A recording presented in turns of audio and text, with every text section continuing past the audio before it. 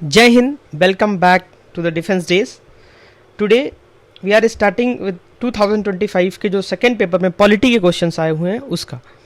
तो subject wise अब हम यहाँ पे कंटिन्यू कर चुके हैं, तो हम पॉलिटी और फिर आगे आने वाले दिनों में कुछ अलग अलग सब्जेक्ट्स के भी हम 2025 के जो पेपर्स में आए हुए क्वेश्चंस हैं उनको यहाँ पे डील करेंगे। So let's start with the quote. Beautiful quote is there, life does not get easier or more forgiving, we get stronger and more resilient। जैसा we are also preparing for defence examination, जहाँ पे हमें नहीं पता है कि कल क्या सिचुएशन आएगी, but we will prepare us for that situation. So let's begin today's journey with first question. पहला क्वेश्चन है जो हमारा यहाँ पे पहले पूछा गया था, first past the post system के बारे में पूछा गया है यहाँ पे फर्स्ट क्वेश्चन। तो जो सबसे पहली चीज़ है ये कहाँ से लिया गया है, ये लिया गया है यूके से। इसको हमने लिया है अपने यूके से, क्योंकि हमारा जो कॉन्स्टिट्यूशन बना था उसको हमने कई जगह से बोरो किया। जो अच्छी चीज़ें थी पूरी दुनिया में, उसको जब हमारा कॉन्स्टिट्यूशन बनाया गया तो वहाँ पे हमने कई चीज़ें बोरो की, वहाँ पे हमने इसको यूके से लिया था। तो इसमें जो है पूछा गया है कि भाई कौन सा इसमें करेक्ट है। करेक्ट पूछा गया है, the candidate who win may not get the majority of votes. तो ये है ऑप्शन फर्स्ट सही है इसका। बाकी हम ऑप्शंस को देख लेते हैं। मोर देन वन रिप्रेजेंटेटिव में be elected from one constituency. नहीं, ऐसा नहीं होता। एक कॉन्स्टिट्यूंसी से सिर्फ एक ही इंसान जीत सकता है इसमें, जो कि हमारे यहाँ पे होता है। जनरल इलेक्शंस जो होते हैं उसमें हम देखने को मिलता है हमें। Voters vote for the party not for the candidate.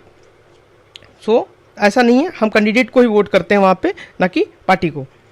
Every party get seat in legislation in the proportions to percentage of voted that it get. नहीं, ऐसा नहीं है, प्रोपोर्शंस के साथ नहीं मिलता है। जो पार्टी जितनी सीट्स जीतती है वो उसकी ही सीट्स होती हैं। तो हमने यहाँ पे पता किया भाई first past the post system जो है हमारा यूके से लिया गया है इंडियन कॉन्स्टिट्यूशन में, और ये जो है पॉपुलर सिस्टम है आपका वोटिंग का।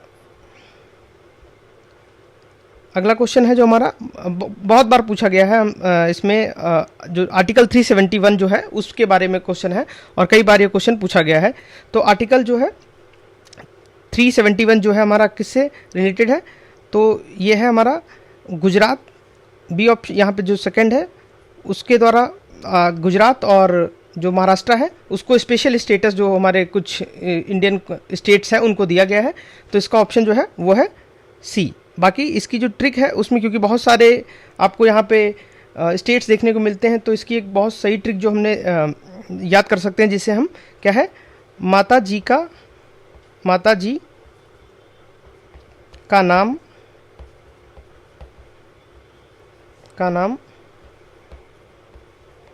अस्मा ने जी के रखा। अब इसमें हम याद कैसे रखेंगे भाई, एम से तो महाराष्ट्र हो गया, जी से गुजरात हो गया, का हमने याद करने के लिए रखा है, जो हमारा कैपिटल में है वही नेम है। तो एन से, एन फॉर क्या है, वो है हमारा नागालैंड। जो ए से है आसाम, क्योंकि स्पेलिंग छोटी है तो यहाँ पे ए से जो होगा वो क्या होगा, आसाम होगा। फिर एम से मणिपुर, फिर जो होगा हमारा ए से आंध्र प्रदेश की जो यूनिवर्सिटी और तेलंगाना जो था वहाँ पे यूनिवर्सिटीज़ जो हैं वो उसके लिए यहाँ पे दिया गया है आंध्र प्रदेश और तेलंगाना। एस फॉर जो है वो क्या है, सिक्किम है। एम फॉर मिज़ोरम, और ए फॉर जो है अरुणाचल प्रदेश। यहाँ पे ए जो है अरुणाचल प्रदेश से, क्योंकि स्पेलिंग बड़ी है तो बाद में आएगा। ने से यहाँ पे कुछ नहीं है। जी के मतलब जी फॉर गोवा हो गया, और के फॉर कर्नाटका। और रखा हमने याद करने के लिए, तो माता जी का नाम अस्मा ने जी के रखा। तो इससे हम याद कर सकते हैं इसकी पूरी जो हमारे 371 के जो जे तक दिए गए हैं आर्टिकल्स, उसको याद करने का ही ट्रिक है। नेक्स्ट क्वेश्चन जो हमारा दिया गया है रिजर्वेशन के उससे दिया गया है कि जो कॉन्स्टिट्यूशन अमेंडमेंट हुआ था हमारा 106 का, जिसमें रिजर्वेशन दिया गया था फीमेल्स को 33% का रिजर्वेशन मिला हुआ था। तो वहाँ से क्वेश्चन आया है।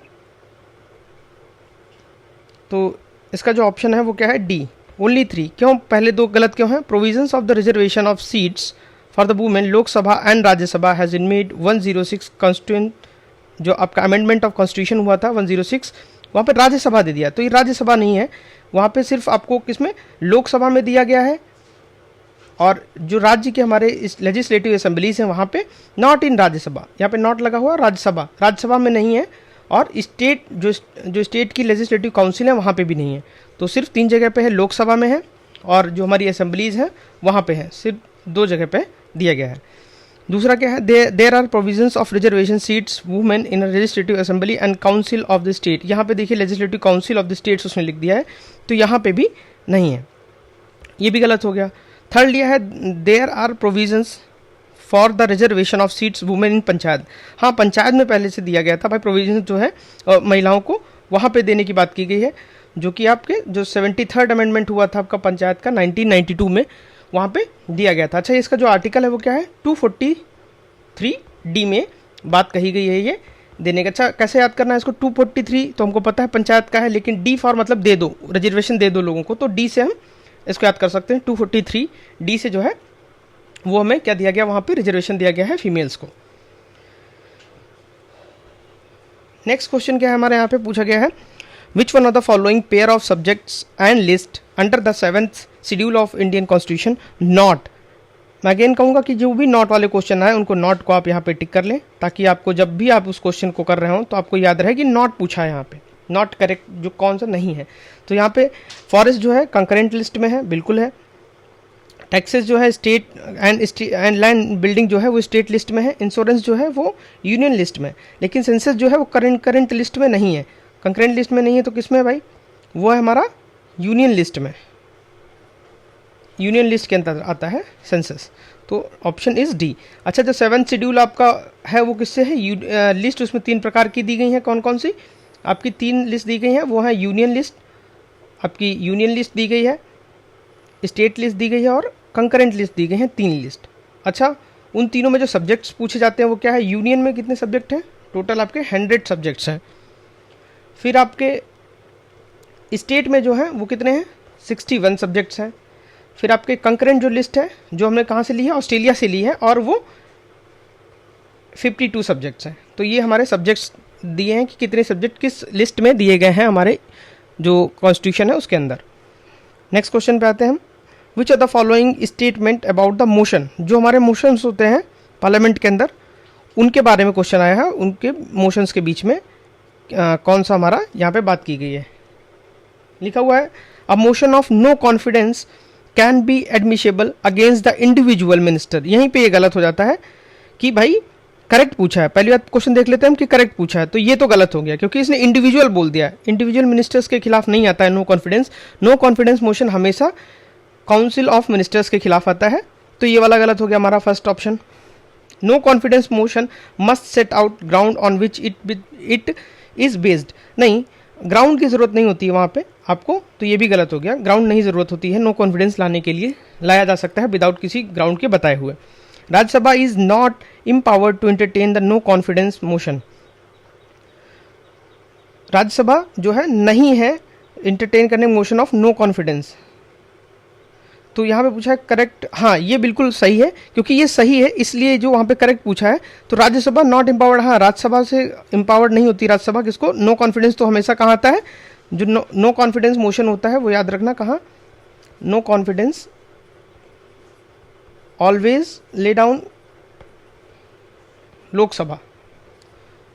लोकसभा में आएगा आपका क्या, नो कॉन्फिडेंस मोशन हमेशा लोकसभा में आएगा, ना कि राज्यसभा में। तो नॉट एम्पावर्ड यहाँ पे लिखा हुआ है, ये आप याद रखिएगा, नॉट एम्पावर्ड लिखा हुआ है तो ये सही है। A censure motion need not to be based on specific ground और चार्ज।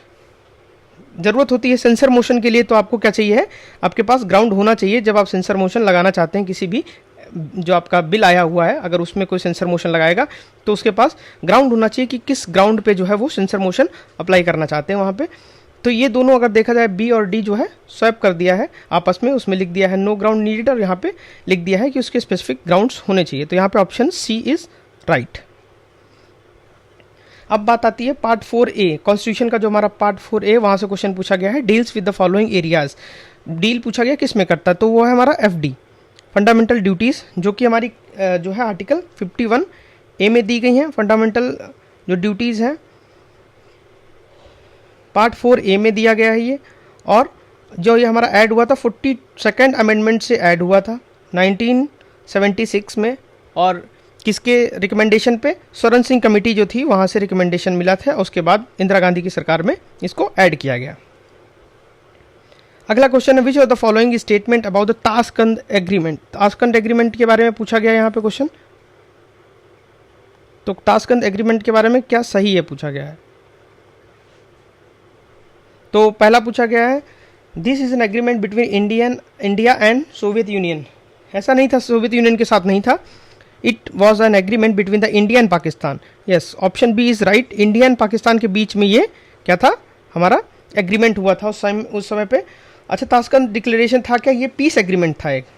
ये इंडिया पाकिस्तान जो 1965 में हमारी वॉर हुई थी पाकिस्तान के खिलाफ, उसके बाद हमारा ये पीस एग्रीमेंट हुआ था 1966 में 10 जनवरी को, और इंडिया और पाकिस्तान के बीच में हुआ था, जहाँ पे हमारे उस समय के प्रधानमंत्री श्री लाल बहादुर शास्त्री जी गए हुए थे, और पाकिस्तान की तरफ से जो थे प्रेसिडेंट अयूब खान ताशकंद में आते हैं, जो कि उज्बेकिस्तान की कैपिटल थी।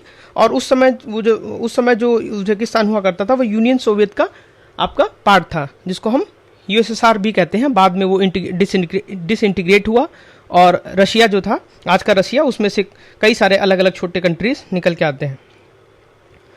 नेक्स्ट क्वेश्चन जो है which one of the following is not a language listed in the 8th schedule of constitution of India. तो एक बात याद रखने वाली है कि भाई हमारी ऑफिशियल लैंग्वेजेस किस शेड्यूल में दी गई हैं, तो वो दी गई हैं हमारी 8th शेड्यूल में। हो सकता हो अगली बार क्वेश्चन यहाँ से आए किस शेड्यूल में हमारी ऑफिशियल लैंग्वेजेस दी हैं, तो आपकी ऑफिशियल लैंग्वेजेस दी हैं 8th शेड्यूल के अंदर, और उसमें से कौन सी नहीं है, तो गोंडी नहीं है हमारी ऑफिशियल लैंग्वेज, जिसको हम जो हमारी लैंग्वेज है वो नहीं है। 8th शेड्यूल में हमारी कितनी टोटल रिकॉग्नाइज्ड लैंग्वेजेस हैं, 22 लैंग्वेजेस आपकी रिकॉग्नाइज हैं उसके अंदर। मणिपुरी, नेपाली, डोगरी, ये सारी उसमें है। अच्छा, इसमें भी क्वेश्चन कई बार पूछा जाता है। तो आपका जो अमेंडमेंट हुआ था 21, जहाँ से आपकी क्या जोड़ी गई थी, सिंधी जोड़ी गई थी। फिर उसके बाद जो होता है 71 में होता है, उसमें कौन कौन सी जोड़ी गई थी, उसमें याद कर रखने के लिए लिखते हैं मकान, मणिपुरी, कोंकणी और नेपाली। फिर आता है 92 सेकेंड नंबर का आपका कॉन्स्टिट्यूएंट अमेंडमेंट आता है। वहाँ पे आप क्या करते हैं, MS धोनी बोलो, मैथिली, संथाली, बोडो, डोगरी। तो ये 4 यहाँ पे जोड़ी गई, तो इसका आंसर है गोंडी। नेक्स्ट क्वेश्चन जो है which one of the following Indian first women chief minister. किस राज्य की जो है चीफ मिनिस्टर पहली जो इनमें से जो महिलाएं हैं उसमें है Sucheta Kriplani. She was the chief minister of Uttar Pradesh. 1963 में ये उत्तर प्रदेश की मुख्यमंत्री बनी थी, पहली बार जो इंडियन है वहाँ की महिला CM बनी थी। एंड हो सकता है अगली बार क्वेश्चन पूछ ले कि who is the first women governor. वो भी यूपी की ही बनी थी, जिनका नाम था सरोजिनी नायडू। सरोजिनी नायडू जी जो है पहली महिला गवर्नर बनी थी, वो भी यूपी की ही बनी थी। अगला क्वेश्चन है which one following criteria are specified for the granting special category status to the state in India. पूछा गया है कौन से जो आपके क्राइटेरियाज हैं जिसके तौर पे हम क्या बोलते हैं, स्पेशल स्टेटस देते हैं किसी भी राज्य को। जैसे हमने आर्टिकल 371 देखा था, तो उसमें से क्या क्या रीजंस हैं उसकी वजह से हम दे सकते हैं। तो पहला रीज़न भाई हिली एंड डिफ़िकल्ट टेरेन। बिल्कुल, अगर किसी भी राज्य की डिफ़िकल्ट टेरेन है, उसका हिली रीजन है, तो हो सकता हो वहाँ पे उतने डेवलपमेंट के कारण नहीं होंगे, तो उसको हम स्पेशल कैटेगरी में रखेंगे। इकोनॉमिक एंड इंफ्रास्ट्रक्चर बैकवर्डनेस, बिल्कुल जहाँ पे इकोनॉमिक और इंफ्रास्ट्रक्चर बैकवर्डनेस रही होगी, उतना अभी डेवलपमेंट नहीं आया, उसको भी हम एक स्पेशल कैटेगरी स्टेटस में डाल सकते हैं। ये भी है, सही लग रहा है भाई हमें सुनने में। और थर्ड जो है स्ट्रेटेजिक कोस्टल जोन। अगर वो पहले से स्ट्रेटेजिक कोस्टल जोन है तो जाहिर सी बात है वहाँ पे डेवलपमेंट अच्छा हो रखा होगा पहले से ही। तो अगर वो कोस्टल जोन है और स्ट्रेटेजिक है तो हम उसको पहले डेवलप कर चुके होंगे, तो वो जहाँ पे भी थर्ड होगा ऑप्शन, वहाँ पे हम वो क्वेश्चन हमारा नहीं होगा आंसर। अब 1 to 4, जहाँ पे 1 to 4, तो ये ऑप्शन सी में हमें देखने को मिलता है। 1 to जो 4 है वो आंसर है इसका। जहाँ पे ट्राइबल पॉपुलेशन रहेगी, बिल्कुल वहाँ पे उतना डेवलपमेंट अभी नहीं आया होगा, तो हम ट्राइबल पॉपुलेशन के लिए भी उसको स्पेशली क्राइटेरिया में रख सकते हैं। और कुछ और जो हमारे रीजंस हैं उसकी वजह से हम रख सकते हैं। क्या है, नॉन वाइबल नेचर स्टेट जो है उसको भी हम यहाँ पे रख सकते हैं। ये थे हमारे 2025 के जो सेकेंड पेपर में हमारे पॉलिटी के क्वेश्चंस आए हुए थे। इसके बाद हम देखते हैं 2025 में जो फर्स्ट पेपर हुआ था उसमें क्वेश्चन जो आए हैं पॉलिटी से, उसकी हम बात कर लेते हैं इस अगले पार्ट में। ये वन ऑफ द मोस्ट जो आपके आस्क क्वेश्चंस होते हैं, आपके जो कॉन्स्टिट्यूशन अमेंडमेंट हुए होते हैं वहाँ से क्वेश्चन जो कई बार बनता है। तो पूछा गया विच ऑफ द फॉलोइंग कॉन्स्टिट्यूएंट, जो आपका कॉन्स्टिट्यूशन अमेंडमेंट है वो जीएसटी को इंट्रोड्यूस करता है। जो जीएसटी को इंट्रोड्यूस किया था हमारे 101। इसको याद करने का तरीका क्या है भाई, 101 हम कहीं भी जाते हैं, अपने यहाँ लोग होते हैं पैसे देते हैं तो शुभ माना जाता है 101, तो 101 रुपये लोग देते हैं तो उसको हम याद रख सकते हैं, जीएसटी से रिलेटेड है भाई 101। अच्छा, जो हमारे अभी के हाल ही के कुछ अमेंडमेंट हुए हैं हमारे कॉन्स्टिट्यूशन में, तो वो बहुत इंपॉर्टेंट होते हैं और बार बार क्वेश्चन उन्हीं से आता है। तो 101 इससे हुआ था। अच्छा, 101 के बाद 102, तो वो किससे हुआ था, उसमें हमने जो कॉन्स्टिट्यूशन स्टेटस दिया था, कॉन्स्टिट्यूशनल स्टेटस दिया था किसको, एनसीबीसी को, national commission of backward classes जो था उसको हम कॉन्स्टिट्यूएंट में हमने इसको अपने जो कॉन्स्टिट्यूशन है उसके अंदर हमने इसको लीगल स्टेटस दिया था। और 103 जो है हमारा अमेंडमेंट वो किससे रिलेटेड है, 10% ईडब्ल्यूएस। 104 जो था इसमें दो चीज़ें हुई थी, एक तो SC ST के लिए जो सीट्स हैं वो 10 मोर ईयर्स के लिए 10 मोर ईयर्स अंटिल 2030 तक बढ़ा दिया गया है रिजर्वेशन। और दूसरी चीज़ जो हुई, जो हमारी एंग्लो इंडियन सीट्स हुआ करती थी, एंग्लो इंडियन सीट्स हुआ करती थी उसको हमने क्या कर दिया, रिमूव कर दिया है। एंड 105 जो हमारा था, 105 में क्या है, जो सोशली एंड एजुकेशनली बैकवर्ड थे, बैकवर्ड लोग जो हैं उनके लिए हमने यहाँ पे कर रखा है। 106 उसके बाद आता है इंपॉर्टेंट, जो अभी हमने ऊपर भी देखा था। 106 क्या था, 1/3 reservation for females, reservations for females women. अच्छा, कहाँ दिया गया है, याद रखना, लोकसभा, उसके बाद कहाँ दिया गया है, जो हमारी स्टेट की लेजिस्लेटिव असेंबलीज हैं और दिल्ली की जो लेजिस्लेटिव असेंबली है वहाँ पे, ना कि राज्यसभा। वहाँ पे राज्यसभा देखिए कंफ्यूज करने की कोशिश करेगा। तो ये हमारे 1 से लेकर 106 तक जो हमारे कॉन्स्टिट्यूशन अमेंडमेंट्स हुए हैं वो बहुत इंपॉर्टेंट है, वहीं से क्वेश्चन आने की संभावना बहुत ज़्यादा रहती है। अगला क्वेश्चन हमारा जो है, तो यहाँ पे ऑप्शन क्या था हमारा, ए ऑप्शन था। अगला क्वेश्चन है सीवीसी, जो सेंट्रल विजिलेंस कमीशन होता है उससे क्वेश्चन आया हुआ है। सेंट्रल विजिलेंस कमीशन जो है अपॉइंटमेंट उसको दिया जाता है किसके द्वारा, प्रेसिडेंट ऑफ इंडिया। बिल्कुल भाई ये सही है कि प्रेसिडेंट जो होते हैं वो सीवीसी को अपॉइंट करते हैं। The committee of recommendation the appointment of central vigilance commissioner has ministry of homes affairs as one of member. बिल्कुल, मिनिस्टर ऑफ होम अफेयर्स भी उसमें एक मेंबर होते हैं। अच्छा, उसमें मेंबर क्या होते हैं, चेयरपर्सन, उसमें जो अपॉइंटमेंट आपकी रिकमेंडेशंस देती है उनमें 3 मेंबर जो होते हैं कमेटी में, कौन कौन होते हैं, प्राइम मिनिस्टर खुद होते हैं, वो चेयरपर्सन होते हैं, और मिनिस्ट्री ऑफ होम अफेयर्स होते हैं, और लीडर ऑफ अपोजिशन होते हैं। वो 3 जो कि आपके यहाँ पे इंपॉर्टेंट लोग हैं वो ही चुनते हैं किसको, सीवीसी को, जिसको हम सेंट्रल विजिलेंस कमिश्नर जो बनता है उसके लिए। और ये है किस लिए, ये हमारे करप्शन को, जो हमारे देश में करप्शन हो रहा है उस पर निगरानी रखने के लिए बनाया जाता है। इन जो थर्ड ऑप्शन दिया हुआ है वो दिया हुआ, in certain circumstances the leader of single largest party in opposition in Lok Sabha can be committee recommended the appointment of central vigilance commissioner. तो ये बिल्कुल सही है। ये ऊपर जो हमारा हमने अभी बात की कि जो तीसरा इंसान है लीडर ऑफ अपोजिशन, अगर किसी समय लोकसभा में हो सकता हो लीडर ऑफ अपोजिशन का जो पद है वो किसी को ना मिला हुआ, जैसे इस समय जो है leader of opposition Rahul Gandhi ji हैं, और अगर ऐसा होता है कि किसी भी पार्टी के पास जो जो पार्टीज़ हैं वो अपना लीडर ऑफ अपोजिशन नहीं तय करती हैं, तो जो भी पार्टी लार्जेस्ट उसमें होगी आपकी ग्रुप, जो सिंगल लार्जेस्ट पार्टी होगी वहाँ पे, उसी में से ही जो इंसान होगा उसको जो है उस कमिटी में रखा जाएगा। तो इसमें जो है तीनों आपके ऑप्शन सही हैं, 1 2 3, तो ऑप्शन डी इज़ राइट।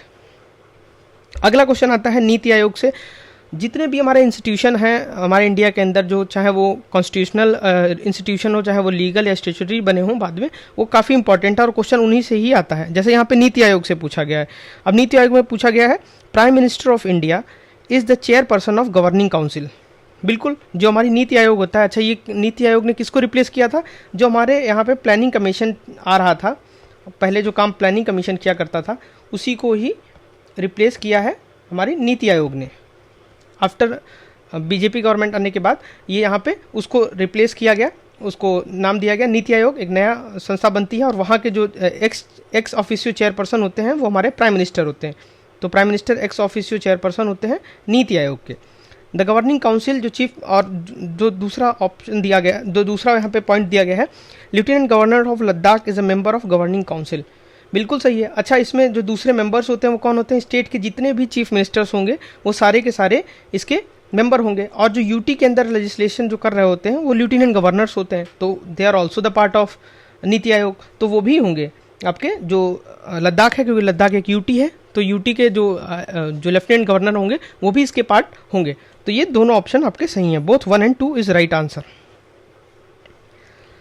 अगला क्वेश्चन जो पूछा गया, विच of the following statement about the national commission of women, तो ये पूछा गया एनसीडब्ल्यू से क्वेश्चन। फिर वही बात, इंस्टीट्यूशन यहाँ पे भी आ गया। तो जो भी हमारे कमीशंस हैं, जितने इंस्टीट्यूशंस हैं, वो बहुत इंपॉर्टेंट है यूपीएससी के उससे पॉइंट ऑफ व्यू से। The national commission of women जो है, एक क्या है, ये स्टेचुटरी बॉडी है। बिल्कुल, स्टेचुटरी बॉडी क्या होते हैं? जो हमारे बाद में एक एक्ट ला के बनाए गए होंगे, तो उनको हम स्टेचुटरी बॉडी बोलते हैं, जो हमारे एक्ट के द्वारा बनाए गए हैं, एक्ट से। तो ये बिल्कुल सही है, पहला ऑप्शन। दूसरा है, it has a mandate to review the constitutional and legal safeguard for women. बिल्कुल भाई, इसने रिव्यू की बात की, कोई ऐसा कोई हार्श वर्ड नहीं दिया यहाँ पे, रिव्यू बोला है कि रिव्यू कर सकती है, बिल्कुल। It has a mandate to advise the government on all policy matter affecting women. सीधा पहले देखो, दो हार्श वर्ड लिखे इसने, मैंडेट लिखा, दूसरा लिखा ऑल, लेकिन बाद में उसने उसको नलीफाई करने के लिए क्या लिख दिया? All policies matter affecting women, जो भी क्या करेंगे लेकिन वुमेन को करेंगे। अब नेशनल कमीशन फॉर वुमेन है, तो जाहिर सी बात है भाई, जितने भी पॉलिसीज बनेंगे अगर वो अफेक्ट कर रहे हैं वुमेन को, तो एडवाइस मैंडेट करेगा। तो दो स्ट्रांग वर्ड दिए, लेकिन उसके साथ उसने एक काटने के लिए भी आपको क्या दे दिया? एक और वर्ड दे दिया कि वुमेन, अफेक्टिंग वुमेन। अगर वहाँ पे कुछ और लिखता वर्ड तो हो सकता है ये गलत होता, मैंडेट और ऑल के शब्द को देखते हुए। तो ये 1, 2 and 3 दोनों सही हैं। नेक्स्ट क्वेश्चन क्या है? Which amongst the following is the largest latest language to include the 8th schedule of constitution of India. तो सबसे लेटेस्ट जो पूछा है आपसे क्या है? हमने क्या बताया था अभी आपको भाई? 21वां हमारा कॉन्स्टिट्यूंट जो कॉन्स्टिट्यूशन का अमेंडमेंट हुआ 21st and 71 एंड देन 92। इसको याद करने क्या है? 21 याद करना है। 21 में जब आप 71 जोड़ोगे तो उसके बाद क्या आता है? जब आप 21 एंड 71 को जोड़ोगे तो 92nd आता है। तो 92nd में जो हमने आपको जो लेटेस्ट वाला था, तो इसमें पूछा गया है लेटेस्ट कौन सा जुड़ा था। तो ऑप्शन इसमें वो 92 वाले उसने नहीं दिए एक भी, जो आके MS धोनी बोलो जिसको हम बोलते हैं, मैथिली, संथाली, डोगरी, बोडो। तो ये है जो 92nd का जो है यहाँ पे मैथिली। तो ये मैथिली जो है जोड़ा गया है आपका 92nd से 2003 में जो आपका अमेंडमेंट हुआ था उसमें। और 71st कब हुआ था? 71st हुआ था 1992, ठीक है। और ये 21 जो हुआ था 1967 में हुआ था, जिसमें हमने सिंधी जोड़ी थी अपनी ऑफिशियल लैंग्वेजेस में। तो यहाँ पे क्या है भाई, जो 92nd अमेंडमेंट हुआ था वहाँ पे जो आपकी मैथिली, संथली, बोडो, डोगरी जोड़ी गई थी। तो मैथिली जो है इसमें इस ऑप्शन है first. Which one of the following state has the highest number of seats in the council of state. Council of state जो हमारे राज्यसभा है, वहाँ पे पूछा है कि राज्यसभा, जिसको हम काउंसिल ऑफ स्टेट्स जो है उसको हम राज्यसभा को ही बोलते हैं। तो राज्यसभा में स्टेट्स ये दिए हैं 4, उनमें से सीट्स पूछिए कि राज्यसभा में किसकी सीट ज़्यादा है। तो आपको जो हमारी क्या है, तमिलनाडु है जो सबसे ज़्यादा आपकी सीट्स यहाँ पे देखने को मिलती हैं, जो कि हैं क्या 18। मध्य प्रदेश में सीट्स कितनी हैं? 11 है। और आंध्र प्रदेश में जो आपकी हैं वो 11 सीट्स हैं। और बिहार के अंदर कितनी सीट्स हैं? बिहार के अंदर सीट्स हैं आपकी 16। अब जो है हाईएस्ट किसकी होंगी? हाईएस्ट सीट अगर आप बात करें तो हाईएस्ट सीट है आपकी यूपी की 31, ये भी याद रखना। तो यहाँ पे 16 है आपकी बिहार की। तो यहाँ पे तो ऑप्शन होगा तमिलनाडु, और हाईएस्ट है यूपी के 31। नेक्स्ट क्वेश्चन पे आते हैं। Which of the following statement is correct? Correct पूछा गया है as per the constitution of India. Constitution of India के जो उससे है करेक्ट क्या है? तो फर्स्ट क्वेश्चन क्या है भाई? The constitution 86 amendment has added the right to education to the chapter of DPSP of the state directive principle of state policy. नहीं, ऐसा नहीं है। जो ये इनकरेक्ट क्यों है? 86 जो आपका अमेंडमेंट हुआ था, ये इंपॉर्टेंट है। क्यों इंपॉर्टेंट है भाई? इसमें बहुत सारी चीज़ें हैं। फंडामेंटल राइट में जोड़ा तो गया, जो जोड़ा गया कहाँ पे? आर्टिकल 21A में जोड़ा गया। और जो राइट टू एजुकेशन था, added to right to education, यहाँ पे डीपीएसपी लिख दिया उसने। ये डीपीएसपी में नहीं था, ये एफआर में जोड़ा गया था, फंडामेंटल राइट्स में जोड़ा गया था, जो कि हमारी फंडामेंटल राइट्स में आता है, क्योंकि आर्टिकल 21 जो है वो फंडामेंटल राइट के अंदर आता है। Right to work and right to education are both fundamental right and DPSP.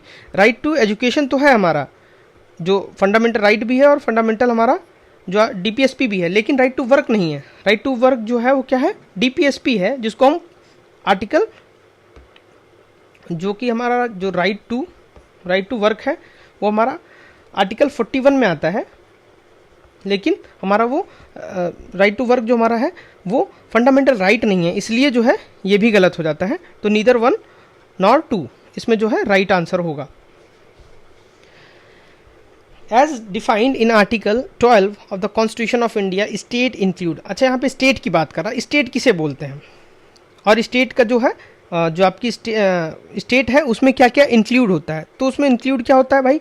Parliament of India बिल्कुल आएगी, स्टेट गवर्नमेंट भी आएगी, एंड स्टेट लेजिस्लेचर्स भी आएंगे, बिल्कुल। लोकल अथॉरिटीज, जो हमारी लोकल अथॉरिटी है इंडिया के अंदर, वो सब कुछ आएगा। तो इसमें जो है 1 and 2, 3 and 4 all the options are, all the जो हमारे पॉइंट्स दिए हैं वो सारे सही हैं। अब मेन बात आती है कि हमारा स्टेट बनता कैसे है। स्टेट के लिए हमें 4 चीज़ें ज़रूरत होती हैं। The first one is permanent population होनी चाहिए आपके पास भाई, परमानेंट पॉपुलेशन होनी चाहिए, बिल्कुल।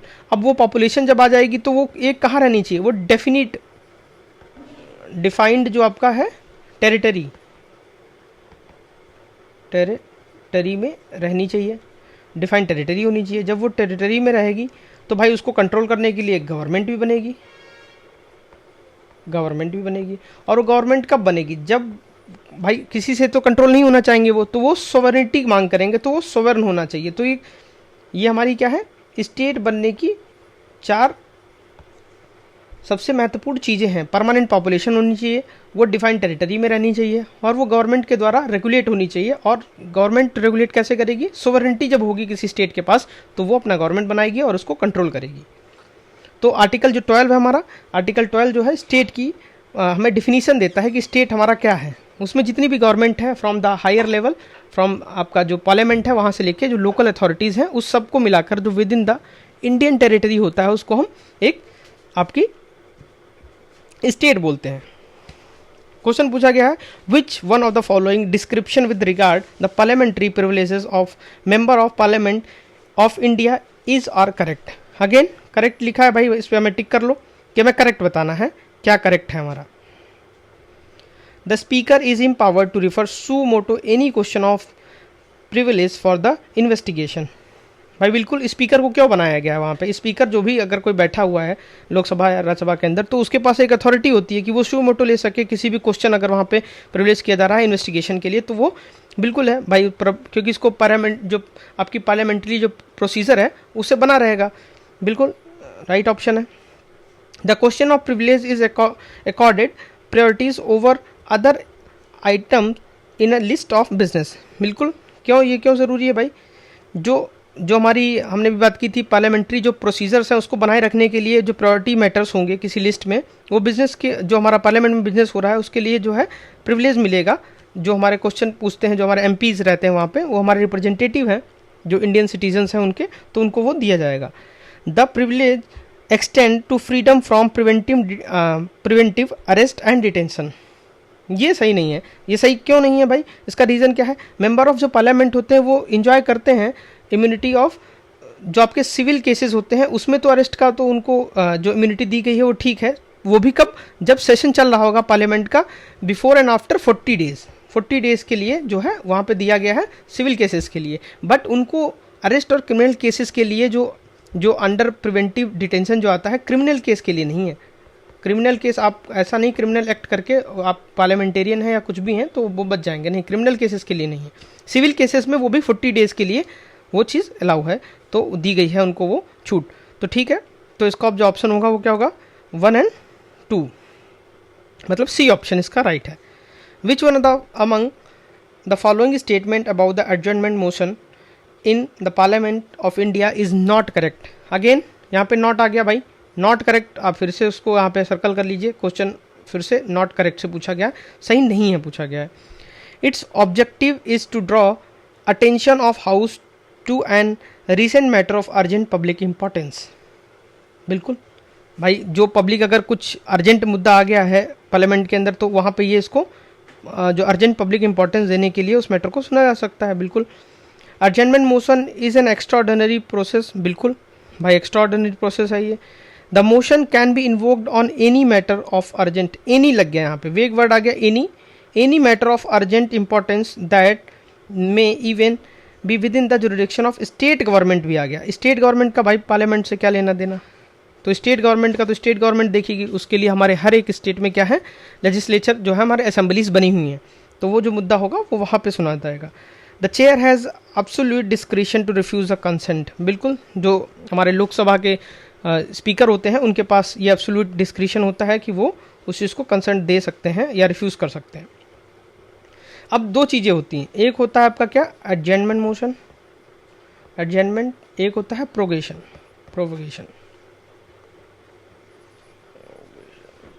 एडजमेंट कौन करता है, जो चेयरपर्सन ऑफ द हाउस होता है, chairperson of the house. Provocation मतलब होता है एंड करना, एंड कौन करेगा, वो हमारे करेंगे प्रेसिडेंट साहब, प्रेसिडेंट साहिबा जो समय है हमारी, वो करेंगे, उसको प्रोपोगेट करेंगे, मतलब एंड करना, सेशन को एंड करना जो होता है वो प्रेसिडेंट करते हैं। और एडजर्नमेंट जो होता है सेशन के बीच में भी जो एडजर्न होता है, रोका जाता है या चीज़ें होती हैं, वो हमारे चेयरपर्सन करते हैं। तो इनमें दोनों में वर्ड्स में डिफरेंस जो ये है। अगला क्वेश्चन जो है, who among the following was responsible for demarcating the border between India and Pakistan during partition 1947। तो ये थे रेडक्लिफ, जो आपके सिरिल रेडक्लिफ थे, उन्होंने लाइन खींची थी जब पार्टीशन ऑफ इंडिया हुआ था और पाकिस्तान के बीच में, तो उसको रेडक्लिफ लाइन भी बोलते हैं हम। अच्छा, जो हमारी फिर बाकी जहाँ पे जो दो और दिए हैं ऑप्शंस, वो क्या है भाई, अब ड्यूरेंट लाइन क्या है भाई, अफगान एंड पाकिस्तान के बीच में जो लाइन है उसको हम, अफगान और पाकिस्तान के जो बीच में लाइन है उसको ड्यूरेंट लाइन बोलते हैं। मैकमोहन क्या है, इंडिया एंड चाइना के बीच में, हो सकता हो अगली बार इनसे पूछ ले कहीं आपसे क्वेश्चन, इंडिया एंड चाइना। तो ये हम तीनों के जो बिटवीन द बॉर्डर्स हैं उनको हम बोलते हैं। नेक्स्ट क्वेश्चन क्या है, which of the following statement is are correct. तो क्वेश्चन पूछा है करेक्ट क्या है। तो first law commission recommended IPC 1960। बिल्कुल बिल्कुल सही भाई, तो जो पहला लॉ कमीशन आया था वो आपका आईपीसी जो था 1960 में आया था। बिल्कुल, आईपीसी 1860 जो था 1860 था, has been completely replaced by BNS 2023। बिल्कुल, अभी 2023 में जो दो कानून आए हमारे जिनको कम्प्रिहेंसिव लॉ बोलते हैं, BNS BNSS, ये जो 2023 में दोनों हमारे इंट्रोड्यूस हुए। इन्होंने क्या किया, BNS ने किसको रिप्लेस किया, आईपीसी को रिप्लेस कर दिया, और जो आपका BNSS था उसने किसको किया, CRPC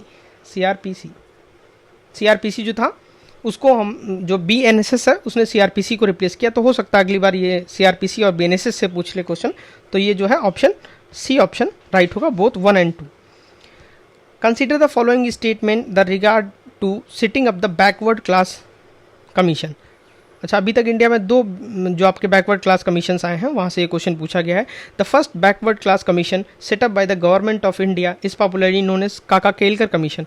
बिल्कुल, जो पहला बैकवर्ड क्लासेस कमीशन आया था वो हमारे काका केलकर, उसको जाना जाता है काका केलकर कमीशन के नाम से, जो कि आया था 1953 में। तो पहला सो सही है। लिखा है third backward class commission set up by the government of India is popularly known as Mandal commission. तो मंडल कमीशन जो था वो सेकंड था, ना कि थर्ड। यहाँ पे उसने थर्ड दे गलत कर दिया है, तो दिस इज द सेकंड, जो ये सेकंड बैकवर्ड कमीशन था जो मंडल कमीशन के नाम से आया था। और इसमें जो हमारे उस समय के प्रधानमंत्री बीपी मंडल हुआ करते थे, तो जो कि 1979 में आया था, और जो पहला आया था 1953 में आया था, दूसरा 1979 में बीपी मंडल की सरकार में आया था, जो कि था सेकंड बैकवर्ड कमीशन। और थर्ड अभी तक नहीं आया, थर्ड नहीं आया, सिर्फ दो ही आए हैं। तो यहाँ पे थर्ड जो था वो गलत था। तो ये है आपका पहला ऑप्शन सही है, ना कि दूसरा ऑप्शन सही है। अब हम आ जाते हैं डिफेंस डेज का चैनल। आपको पता है this is the platform not a typical coaching जहाँ पर आपको वीडियोस पीपीटी या पीडीएफ दिया जाए और रिवाइज कराया जाए। तो यहाँ पे एक्टिव लर्निंग की हम बात करते हैं। कैसे? हमें एक्टिवली लर्न करना होगा, एक्टिव रहना होगा खुद से, क्योंकि सिलेक्शन हमको लेना है, एक्टिव हमको खुद रहना पड़ेगा। तो यहाँ पे क्या है भाई, 6 ईयर के हमने सीडीएस के यहाँ पे पेपर पहले से ही करा रखे हैं अरुण भैया ने, और 11 ईयर के हमने एनडीए के करा रखे हैं। तो यहाँ पे एक्टिव लर्निंग कैसी होगी, पहले आप अपना पेपर लें भाई, उसको सॉल्व करें और देखें कहाँ कहाँ पे क्या क्या मिस्टेक्स हुई, उसको आप रेक्टिफाई करने के लिए चैनल को रेफ़र कर सकते हैं। और ये आपको एक्टिव इंगेजमेंट सिखाता है, जो कि आपको लॉन्ग रन में यूज़फुल होगी। बाकी thank you so much for patience listening. Defence days आपके लिए ऐसे वीडियोस लाता रहेगा और हम सब साथ रहकर, साथ लड़ाई करके और साथ जीतेंगे, ये हमारा मोटो है। So thank you so much once again.